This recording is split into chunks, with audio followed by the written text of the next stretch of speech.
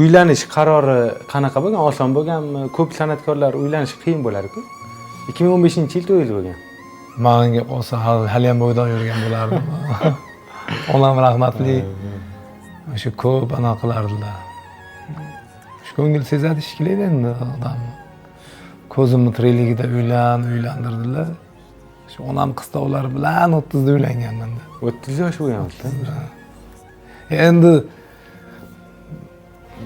odam baribir 30 yoshdanchi dunyo qarashi boshqacha bo'ladi-li. Oila, bola chaqa deb o'ylab yubormaysiz-da unaqa. O'shaning uchun 30 on yaxshi ham onam shu majburlagan ekanlar. O'zi 30 yoshda ko'p odam ko'nikib ham qoladi uylanmasdan. Yo rostdan.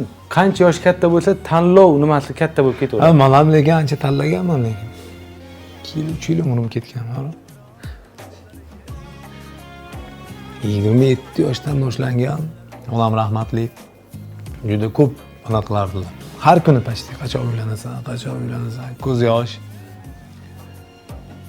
Yaxshi. Shu vaqt endi 30 dan kechamiz. Albatta.